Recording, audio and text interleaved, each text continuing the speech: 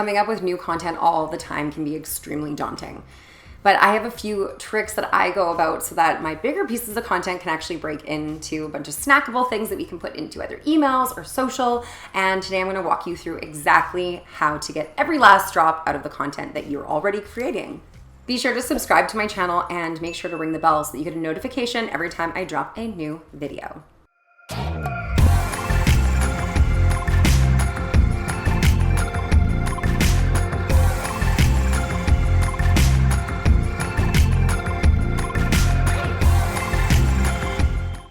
Oh, okay, quick change of scenery. I'm actually going to use props today to walk you through this.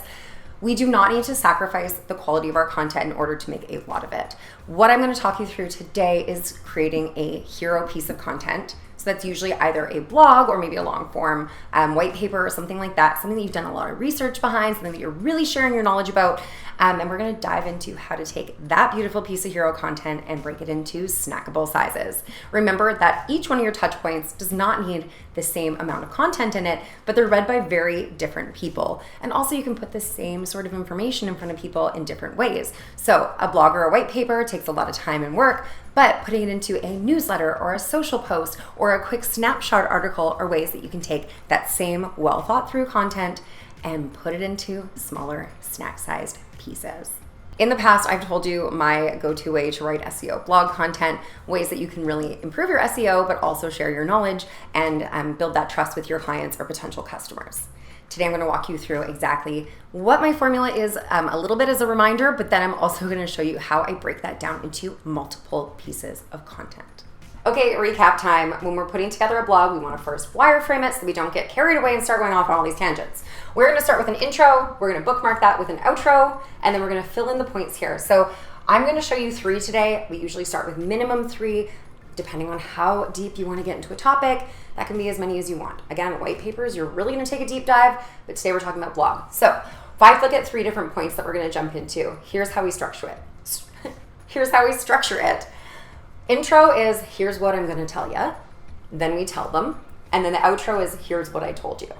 Okay, so you are not really going to be able to pull from your intro or outro to create social or snack-sized content. That's totally fine though. What we're going to do is think about our first point. We're going to have like a little problem up here. We're talking about what's happening. We're going to share a stat. Let's go with 11%. That sounds like a pretty solid stat. And then we're going to talk about what exactly that means. Same thing in point 2. So we'll have a stat.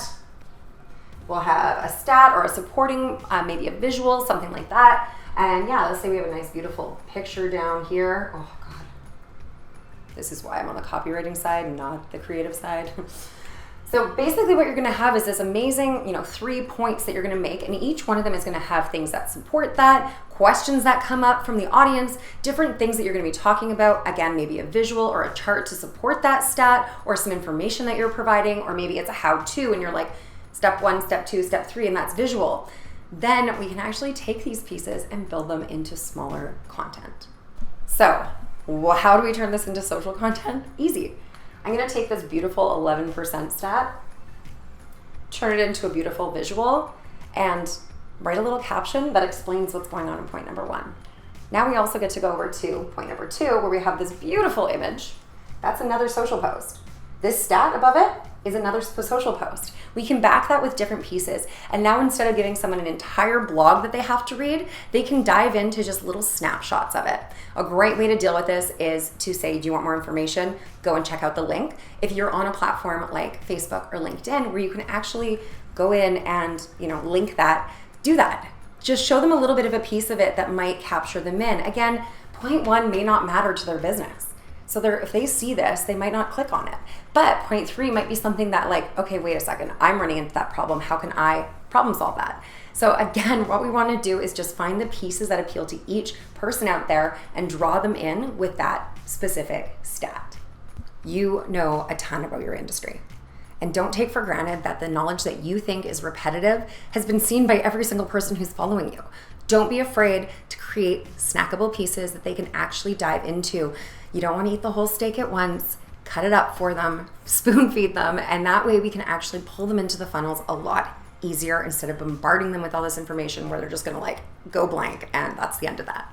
Hopefully you found all of that extremely helpful and that you're able to build out more content with less work, because at the end of the day, that's all we want to do is save ourselves time and make more money.